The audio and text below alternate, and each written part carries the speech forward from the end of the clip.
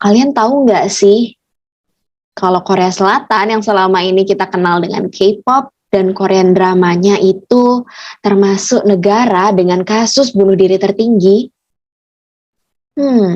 Karena apa ya kira-kira? Yuk kita cari tahu. Assalamualaikum warahmatullahi wabarakatuh.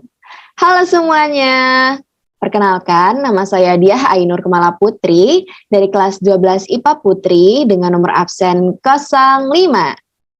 Izinkanlah saya pada video kali ini untuk menyampaikan argumen saya mengenai topik kondisi kesehatan mental remaja selama pandemi COVID-19. Nah, sebelum masuk ke pembahasan nih, aku pengen tanya, sebenarnya apa sih makna dari kesehatan itu? Di dalam sebuah kehidupan, seseorang tidak hanya membutuhkan kesehatan jasmani saja untuk bertahan hidup, tetapi kesehatan mental juga tak kalah pentingnya karena berguna untuk memenuhi kebahagiaan serta ketenangan seseorang dalam menjalani kehidupannya tersebut. Namun, kesehatan mental masih kerap kali diabaikan dibandingkan dengan kesehatan jasmani, terutama nih di kalangan remaja di tengah-tengah kondisi pandemi ini.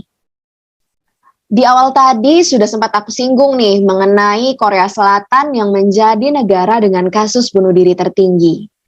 Ternyata sebagian besar korban bunuh dirinya itu berasal dari kalangan remaja loh yang masih duduk di bangku sekolah dan sebagian besarnya mengidap gangguan kesehatan mental seperti depresi. Emang sih ya, kalau dipikir-pikir kita tahu seberapa besar tekanan yang para pelajar Korea Selatan harus pikul. Lalu sebenarnya definisi seseorang yang memiliki kesehatan mental itu seperti apa sih? Sebuah definisi dari seorang ahli menjelaskan bahwa kesehatan mental itu ialah bentuk terwujudnya keharmonisan yang sungguh-sungguh antara fungsi-fungsi jiwa serta mempunyai kesanggupan untuk menghadapi problem-problem yang biasa terjadi dalam kehidupan sehari-hari, serta merasakan secara positif kebahagiaan dan kemajuan dirinya. Definisi ini disampaikan oleh Darajat pada tahun 1983. Dari definisi tersebut dapat kita simpulkan nih bahwa apabila seseorang mampu mewujudkan keharmonisan antara fungsi jiwanya seperti berpikir, merasa, dan lain-lain, serta mereka senantiasa berpikir secara positif dan mampu menghadapi berbagai permasalahan yang terjadi dalam hidupnya, maka orang tersebut telah berhasil mencapai suatu kesehatan mental. Namun sayang sekali, kesehatan mental masih kerap sekali diabaikan dibandingkan dengan kesehatan jasmani. Kalian sudah sering melihat orang pergi ke gym, workout, olahraga untuk menjaga kesehatan jasmani mereka. Tapi apakah kalian sering melihat orang-orang pergi ke psikiater untuk menjaga kesehatan mental mereka? Terutama nih di kalangan remaja di tengah-tengah kondisi pandemi ini. Padahal berdasarkan sebuah studi dari Universitas Udayana menemukan bahwa 4,75% dari sampel remaja usia 13-18 tahun di seluruh Indonesia paling tidak pernah berpikiran untuk melakukan tindakan bunuh diri setidaknya sekali dalam setahun terakhir. Perilaku bunuh diri ini merupakan salah satu ciri nih bahwa seseorang sedang mengalami gangguan pada mental mereka. Karena seseorang yang melakukan tindakan bunuh diri tersebut berarti mereka tidak mampu menyesuaikan diri dengan kenyataan yang terjadi dan tidak mampu menghadapi permasalahan yang dihadapinya secara positif. Nah, biasanya nih perilaku bunuh diri ini merupakan salah satu pertanda bahwa orang tersebut sedang mengalami gangguan pada mental mereka. Karena seseorang yang melakukan tindakan bunuh diri itu berarti mereka tidak mampu menyesuaikan diri dengan kenyataan yang terjadi dan tidak mampu menghadapi permasalahan yang dihadapinya secara positif. Lalu setelah mengetahui betapa banyaknya kasus bunuh diri yang terjadi di kalangan remaja, sebenarnya apa saja sih faktor-faktor yang menyebabkan menurunnya kesehatan mental pada remaja hingga mereka memutuskan untuk melakukan tindakan bunuh diri? Ada banyak sekali faktor yang mempengaruhi kasus menurunnya kesehatan mental remaja. Di antaranya yaitu karena ditutupnya sekolah dan diberlakukannya kegiatan pembelajaran jarak jauh. Kemudian dibatalkannya berbagai aktivitas penting yang menyebabkan banyak remaja merasa kehilangan beberapa momen besar di kehidupan mereka. Tak hanya itu, adanya sekolah jarak jauh seperti yang saya ucapkan tadi juga berdampak pada momen keseharian remaja seperti mengobrol dengan teman, berinteraksi dengan guru, bahkan perbedaan kegiatan cara belajar, mengajar, hingga berbagai tugas yang menghantui mereka memiliki dampak yang sangat besar pada kehidupan remaja. Para remaja yang menghadapi situasi baru ini tidak hanya dikelilingi rasa kecewa, namun juga kecemasan serta perasaan terisolasi yang membatasi atas perubahan pola hidup yang cepat ini. Saat kesehatan mental remaja mulai menurun, bisa dilihat nih beberapa pertanda seperti terlihat tidak bersemangat dalam menjalani kesehariannya, menafsu makannya yang berkurang, pola tidurnya yang terganggu atau mengalami susah tidur, dan juga khawatir yang berlebihan. Di umur yang rentan para remaja ini, peranan orang tua dan lingkungan sekitar akan sangat berpengaruh terhadap kesehatan mental seorang anak. Banyak remaja yang menderita gangguan mental, seperti depresi, gangguan kecemasan atau anxiety, bipolar, dan eating disorder atau gangguan makan.